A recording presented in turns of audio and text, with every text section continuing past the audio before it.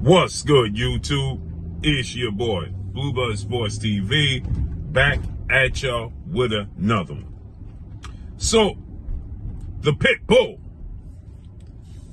the Mexican Mike Tyson, I see Pitbull Cruz, will be facing off against Jose Venezuela, better known as El Rayo, this Saturday, August 3rd, in Los Angeles, California, as His Excellency Prince Turki Al-Sheikh brings riot season to the United States.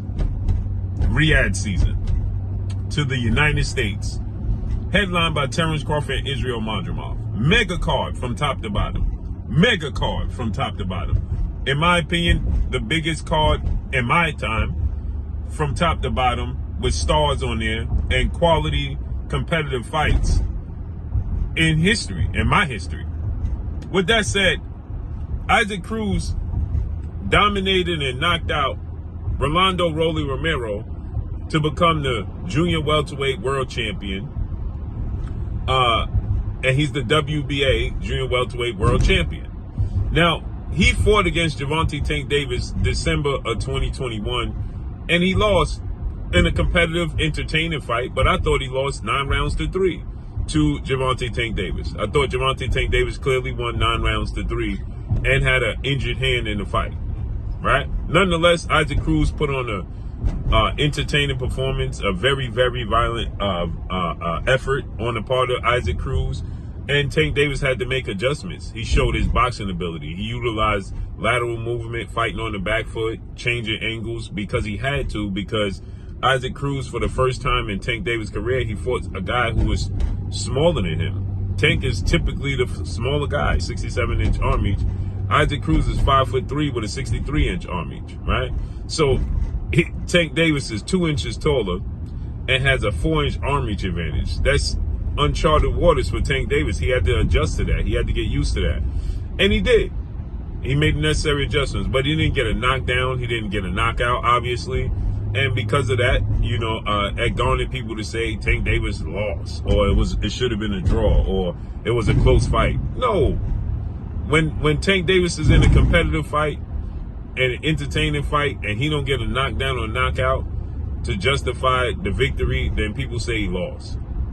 With that said, Tank Davis was looking to fight Vasyl Lomachenko in November in the unification bout. Lomachenko is the IBF lightweight world champion, and they were looking to face off against one another in November, but Lomachenko swept the rug right from underneath Tank Davis' feet blindly and left him at the altar and decided that he ain't gonna fight again until sometime in 2025, and he don't even know. So that left the obvious, the no-brainer, the lateral move, to fight Shakur Stevenson, who is the WBC lightweight champion, and Tank Davis stated that he wants to become undisputed, and he has a list of fighters that he want to fight. And Isaac Cruz is not on a list of fighters he wants to fight. He already fought them. But the powers that be, his team and company, they're pushing him to fight Isaac Cruz in a rematch. He don't want to fight Isaac Cruz in a rematch, right? He wants to fight Shakur Stevenson. So Isaac Cruz is going to do his best right now to try to secure a fight with Tank Davis, because he came up short, and he feels like he came up short, and he can make adjustments. He wants another crack at it, right? Isaac Cruz is not somebody who is looking to just get a payday. That's not who he is. That's not what he's about. He wants to fight for a legacy. He wants to get paid. He's a prize fighter, but he wants to prove that he belongs. So Isaac Cruz was offered a fight with Shakur Stevenson for the WBC title. And Isaac Cruz, he turned it down. He and his team, they turned it down. He's with Premier Boxing Champion Founder Advisor Al Heyman, but he's under Manny Pacquiao Promotions, right? It's just like Frank Martin is under Man Down Promotions with Errol Spence, but he's with the PBC. Just like Tank Davis was with the PBC, but he was under Mayweather Promotions, right? Because Al Heyman is an advisor, not a promoter.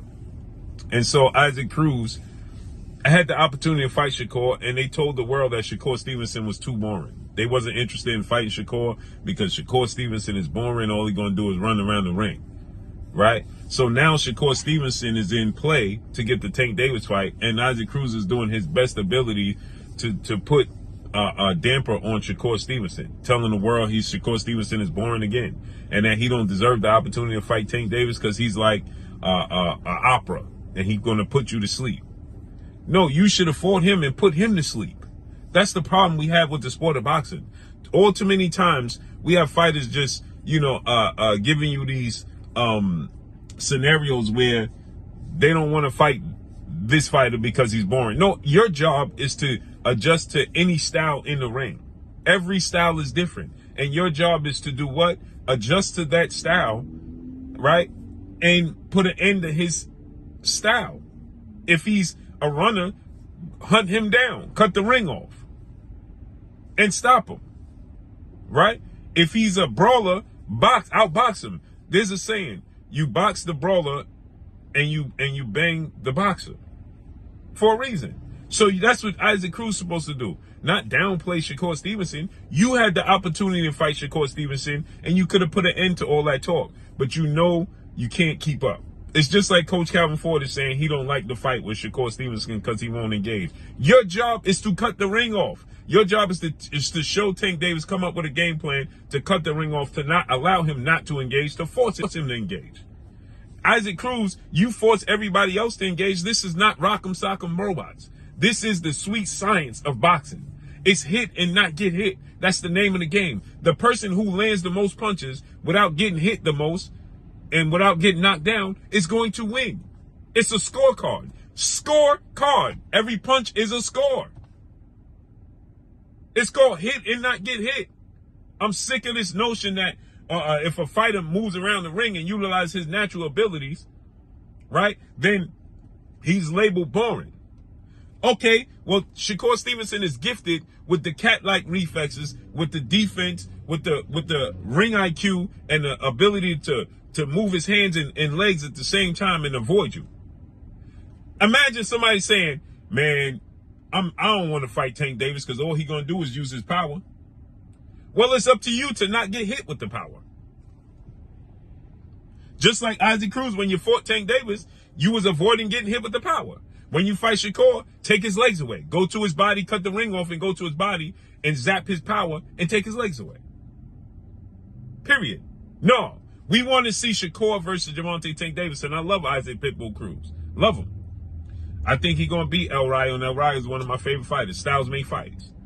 But I don't like this notion, and we don't want to see Isaac Cruz versus Tank Davis. We want to see Shakur versus Tank Davis. We want to see Tank Davis cut the ring off on Shakur Stevenson, period.